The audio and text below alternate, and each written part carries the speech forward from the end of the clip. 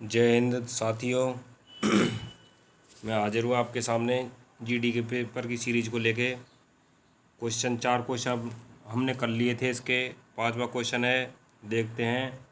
एक वस्तु है, उसको 15% की छूट देने के पश्चात 4777 में बेचा गया, तो वस्तु का अंकित मूल्य कितना है।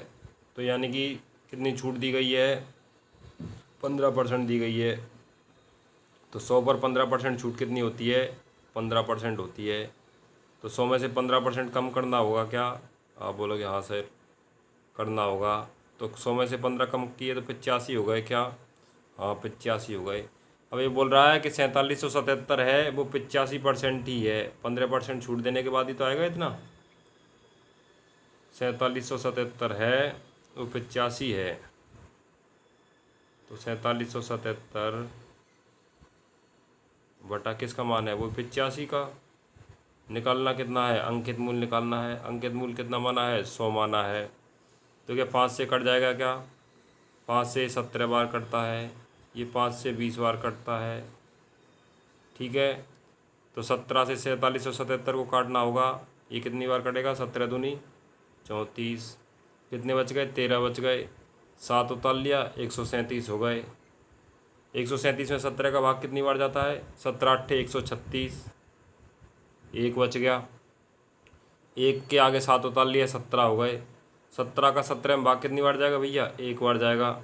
तो 281 गुना 20 रह गया क्या ये, आप बोलोगे हाँ जी रह गया। तो 281 गुना 20 कितना होगा, 5620 होगा। यही अपना आंसर है, ठीक है। आया समझ, अगला सवाल देखें। ठीक है, आगे बढ़ते हैं। दो वस्तु हैं, मूल्य है 3:2 के अनुपात में। पहली वस्तु का मूल्य 40% से बढ़ाया, दूसरी वस्तु का मूल्य X% से घटाया जाता है, तो दोनों वस्तु का मूल्य 7:3 अनुपात में हो जाता है। तो X का मान क्या होगा, क्या बताना है, X का मान क्या होगा। किस अनुपात में था, 3:2 के अनुपात में था। कितना बढ़ा दिया, 3:2 को 300:200 मान लो क्या भैया, आप बोलोगे मान लो। तो पहली वस्तु का 40% बढ़ाया, तो 40%, 300 का 40% कितना होगा, आप बोलोगे 300 गुना 40 बटा 100। 300 गुना 40 बटा 100 यानी 12,000 बटे 100। तो क्या 120 हो गया क्या ये, तो ये 120 हो गया, ठीक है। 300 का 40% 120 हो गया। और 120 को 300 में जोड़ेंगे तो कितना आएगा, 300 और 120 420 हो जाएंगे। कितने हो जाएंगे, तो ये 420 हो गए, ये हो गए 420 हो गए। और इसको X% घटाया है, तो X का तो मान हमें निकालना है, तो वो हमें पता नहीं है। तो अनुपात हो गया कितना, 7:3 हो गया। ये अनुपात 7 हो गया और ये अनुपात हो गया 3। और ये 7 अनुपात का मान 420 है, तो एक अनुपात का मान कितना होगा भैया, आप बोलोगे इसका इसमें भाग लगा देंगे। तो 7 का कितनी बार जाएगा, 60 बार जाएगा। 7 छक्की 42 और 0 का 0, ठीक है। तो 420 बटा 60, 420 बटा 7 बराबर 60 हो गया। एक अनुपात का मान 60 है, तो 3 अनुपात का मान कितना हो जाएगा, आप बोलोगे 300 गुना कर दो, क्या 180 हो जाएगा क्या, हो गया। और शुरू में हमने क्या माना था, 200 माना था। तो 200 में से 180 कितना कम है, तो आप बोलोगे 20 कम है। तो 20 है, तो 20 200 का कितना परसेंटेज है, तो आप बोलोगे 20 200 का 20 बटा 200 गुना 100, तो 10% होगा। तो कितना परसेंट कम किया हमने इसको, तो इसको हमने 10% कम किया है, यही अपना आंसर है, ठीक है। आगे समझ, अगला क्वेश्चन करें। अब दिया U/B, B/W का मान, U/B का मान है 4/7, 4:7, और अपना B/W का मान है 9:7, 4:7, और B/W का मान है 9:7। ठीक है, इसको कैसे निकालते हैं आपको पता होगा क्या? मैं आपको इसका कॉन्सेप्ट बताऊं क्या? चलो एक बार मैं इसका आपको कॉन्सेप्ट बता देता हूं। जैसे u है, ये u है, ये b है, ये w है, 4:7 लिखा हुआ है और 9:7 लिखा हुआ है। तो एक तरीका तो ये है कि अपन, ये W के नीचे खाली जगह दिख रही है और इधर U के नीचे खाली जगह दिख रही है, इसको भर लें अपन। तो कैसे भरेंगे? तो यहाँ पे 9 है, तो 9 के इधर की तरफ, 9 के बाईं तरफ खाली जगह है, तो 9 के बाईं तरफ अपन को 9 ही लिखना होगा। ठीक है, और इसमें W में है जो 7 के दाईं तरफ खाली जगह है, तो 7 की जगह 7 ही लिखना होगा। ठीक है, इसको अपन गुना करेंगे, 4 × 9 करेंगे तो कितना आएगा? 36 आएगा। 7 × 9 करेंगे कितना आएगा? 63 आएगा।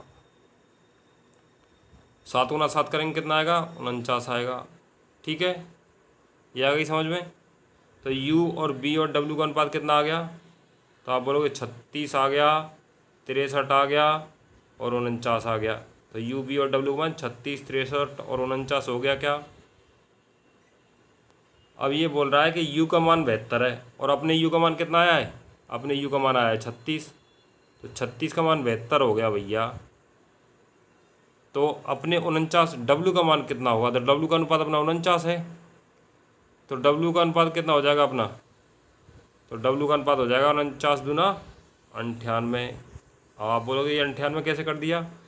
36 का 2 गुना 72 है, तो इसी का अनुपात में 49 है, तो 49 का 2 गुना कितना हो जाएगा? तो 49 का 2 गुना कितना हो जाएगा? 98 हो जाएगा। ठीक है, आ गई समझ में? क्लियर है? और ये 98 ही अपना आंसर है इसका। ठीक है, क्या आंसर है? 98 आंसर है। चलो आगे बढ़ते हैं। एक राशि साधारण ब्याज पर 5 वर्षों में 10,650 और 6 वर्षों में 11,076 हो जाती है, तो राशि क्या है? अब ये ब्याज पूछ रहा है साधारण ब्याज। अब साधारण ब्याज का मतलब जानते हो आप? जैसे 100 राशि है और उस पर 10% ब्याज लेंगे, तो 1 साल बाद वो 110 होंगे, 2 साल बाद वो 120 होंगे, 3 साल बाद वो 130 होंगे, 4 साल बाद वो 140 होंगे, 5 साल बाद वो 150 होंगे, ऐसे होंगे ना, और 6 साल बाद वो 160 होंगे। और ये बोल रहा है 5 वर्ष में 10,650 हुए हैं और 6 वर्ष में 11,076 हुए हैं, तो 1 वर्ष में कितने बढ़ गए? तो 1 वर्ष में आप बोलोगे 11,076 में से 10,650 घटा दो, तो पता चल जाएगा हमें कितने बढ़े। तो कितना आएगा? 6 में से 0 गया तो 6, ये 7 है। ठीक है, 7 में से 5 गया तो 2, 0 में से 6 गया तो 0 में से 6 तो जाता ही नहीं है, तो 1 हाथ से ले लेंगे, तो 10 में से 6 गया तो 4। अब यहाँ पे 10 था, 1 हाथ से ले लिया, तो यहाँ पे 9 रह गया क्या?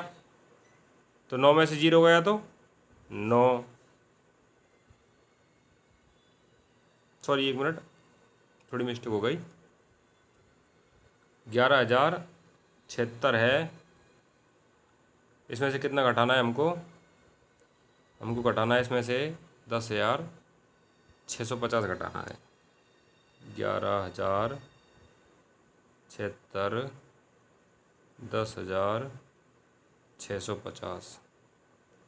ठीक है, 6 में से 0 गया तो 6, 7 में से 5 गया तो 2, और 0 में से 6 जाता नहीं है, तो 10 में से 6 गया तो 4। ठीक है, तो ये कितना रह जाएगा? 426 रह जाएगा। आगे 1 में से 1 जाएगा तो वो 0 रहेगी, आगे 0 में से 0 जाएगा तो यहाँ पे 0, और 1 में से 1 जाएगा तो 0। ठीक है, तो 426 रह गया। तो 1 साल का ब्याज है जो अपना 426 आ रहा है। अभी बोल रहा है 5 साल में इतने हुए, 5 साल में इतने हुए, तो 1 साल में 426 हैं, तो 5 साल में 426 गुना 5 होंगे कि नहीं होंगे? आप बोलोगे हाँ होंगे। तो क्या 426 गुना 5 करेंगे तो कितना आएगा? 6 पंजे 30 का 0, हासिल का 3, 5 दूनी 10 और 3 13, हासिल का 1, 5 चौका 20 और 1 21, कितना आएगा? 2130 आएगा। और 10,650 में से 2130 घटाना है हमको। मूलधन जो राशि है उसको निकालने के लिए यही तो करना होगा हमको, कि जो ब्याज आया है 5 साल का ब्याज 2130 बना, और ब्याज और जो अपनी राशि थी ब्याज पे जो हमने दी, वो राशि को मिला के 10,650 हो रहे हैं। तो 10,650 में से 2,130 घटा देंगे हम, तो हमारा आंसर आ जाएगा। ठीक है, तो घटाते हैं हम इसको। 10,650 माइनस 8,430। ठीक है,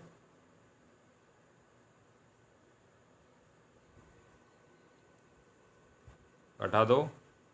जीरो में से जीरो गई तो जीरो, 5 में से 3 गया तो 2, 6 में से 4 गया तो 2, जीरो में से 8 जाता नहीं तो 10 में से 8 गया तो, सॉरी 1 मिनट, 10,650 माइनस 2,130, 10,650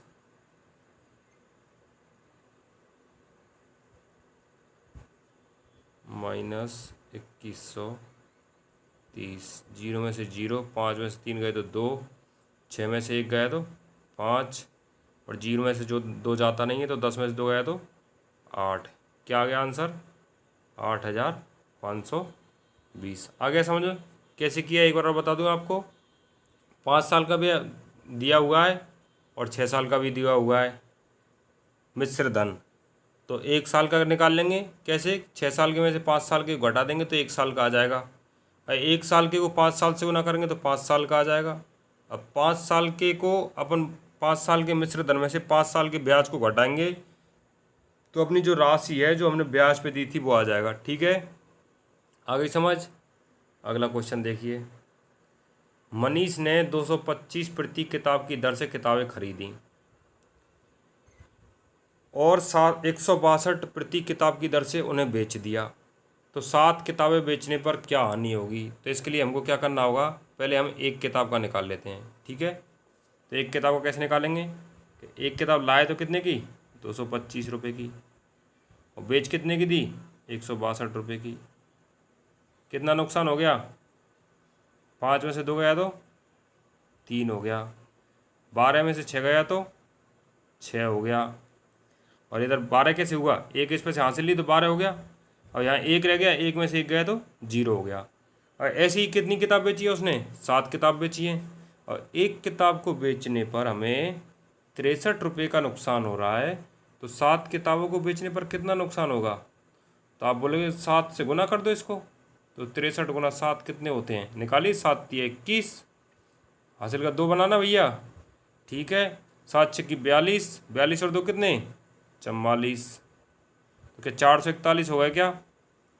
441 अपना आंसर, ऑप्शन नंबर बी सही होगा। आया समझ में? कैसे किया एक बार और देख लेते हैं।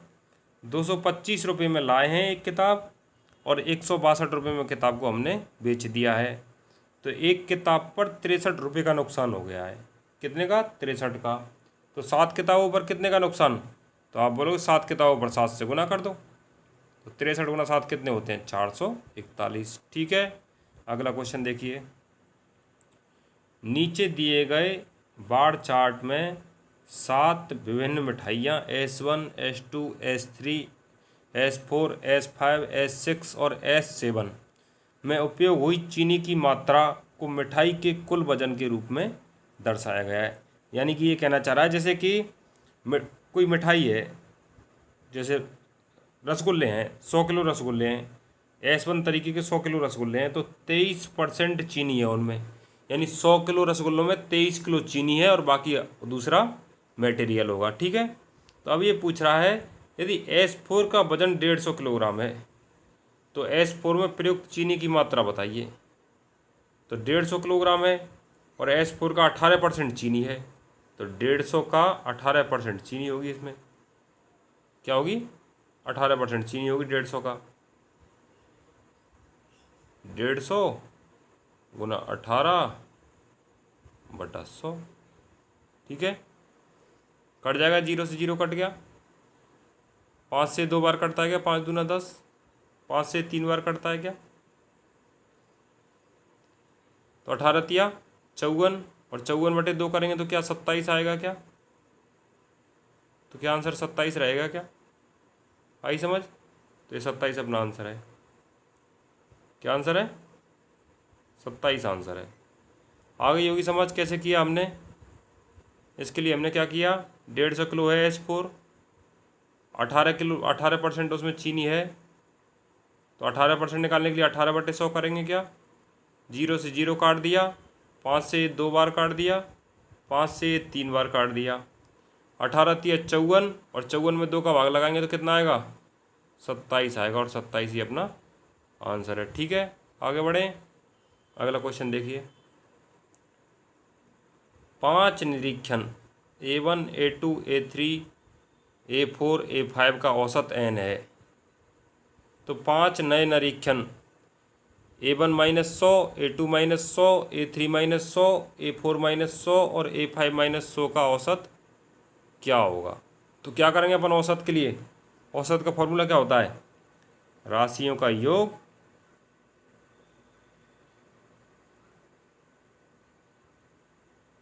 बटे क्या होता है, राशियों की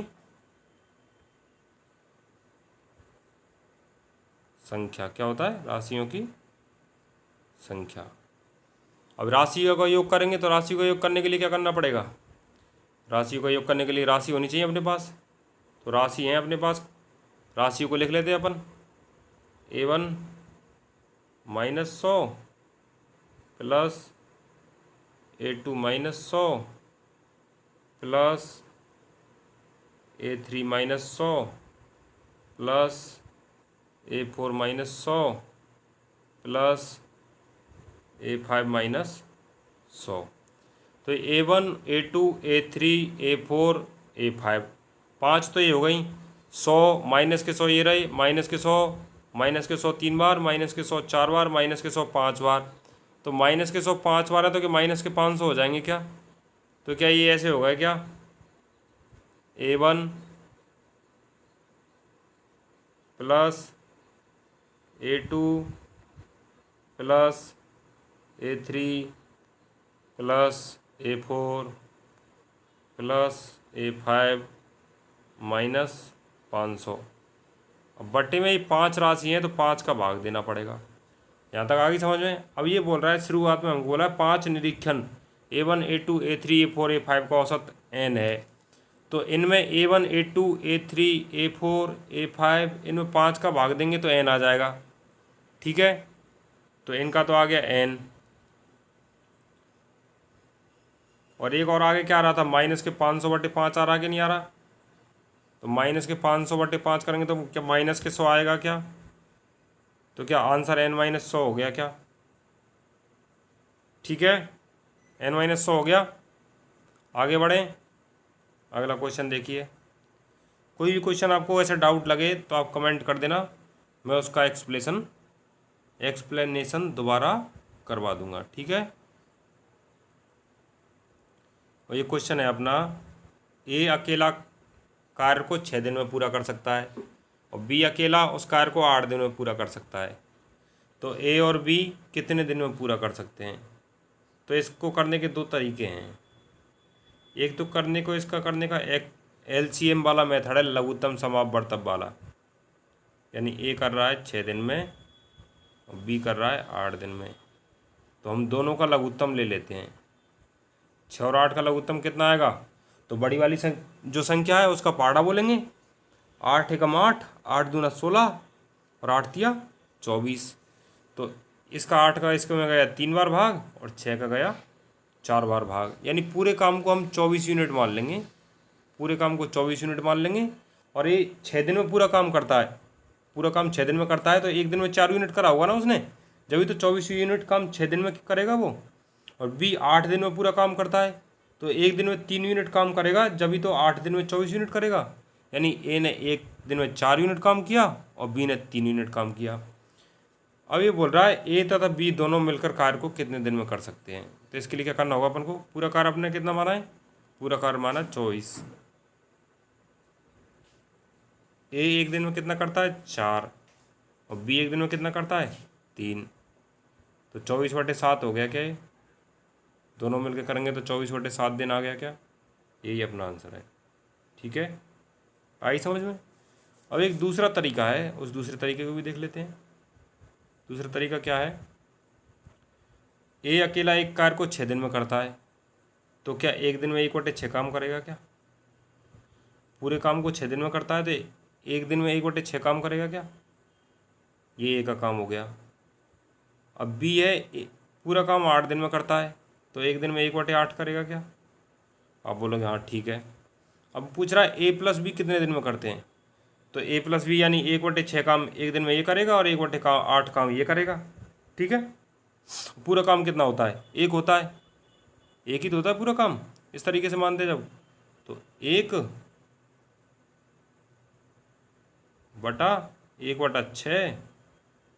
प्लस 1/8।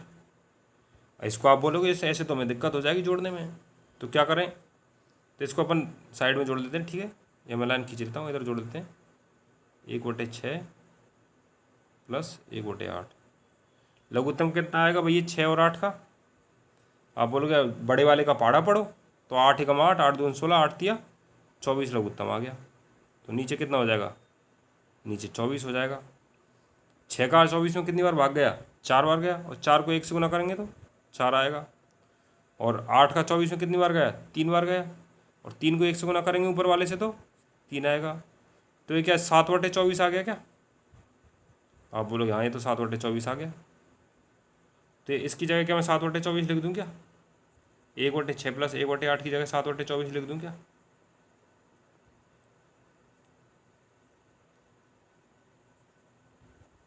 सात बटा 24। आपने पढ़ा होगा कि 1 के बटे में 7 है और 7 के बटे में 24 है, तो क्या 24 ऊपर चला जाएगा क्या? 24 ऊपर चला जाएगा, तो क्या हो जाएगा? ये हो जाएगा 24 बटे, क्या हो जाएगा? 24 बटे, ये हो जाएगा 24/7। और यही अपना आंसर है। दोनों तरीकों में से जो आपको सही लगा हो उस तरीके से आप सवाल को कर देना। ये जो बटे वाला तरीका है थोड़ा कठिन रहता है, इसमें कैलकुलेशन करने में इसमें परेशानी आती है, और जो एलसीएम वाला है उसमें कैलकुलेशन करने में परेशानी नहीं आती है, तो वो आसानी से हो जाता है। तो मैं तो यही कहूँगा कि आप एलसीएम वाले तरीके से सवाल को करें, जल्दी हो जाएगा और आपको कैलकुलेशन करने में भी परेशानी नहीं आएगी। आपको किसी को एलसीएम वगैरह लेना नहीं आता हो, ये नहीं आता हो, तो इसके लिए आप भी, इसके लिए भी कमेंट कर देना, मैं एलसीएम के लिए एक छोटी सी अलग सी वीडियो बना दूंगा। ठीक है, क्या है सवाल? अब ये सवाल पूरा कैलकुलेशन का है, इसमें आपको कुछ नहीं जानना है, इसमें आपको बटा बटा सीख के और प्लस माइनस का पता होना चाहिए बस। और इसमें आपको बोर्ड मास है ना, संख्या पद्धति में बोर्ड मास, पहले क्या करते हैं सॉल्व, पहले सबसे पहले ब्रैकेट सॉल्व करते हैं, फिर भाग लगाते हैं, फिर गुना करते हैं, फिर जोड़ करते हैं, फिर घटाव करते हैं, ये पता होना चाहिए। तो देखिए अब क्या है, अपने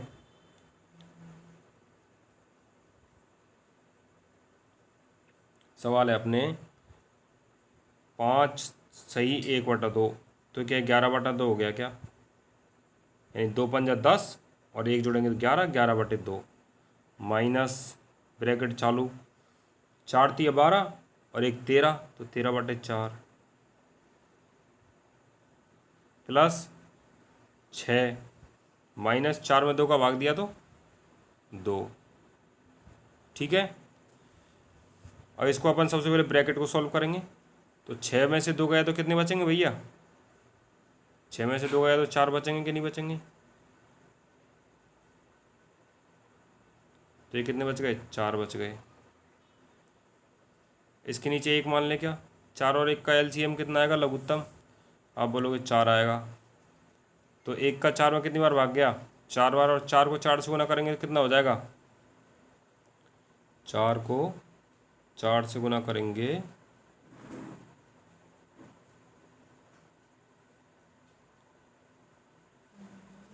एक मिनट, इसको अपन अगली वीडियो में रख लेते हैं, सवाल वीडियो थोड़ा लंबा हो जाएगा।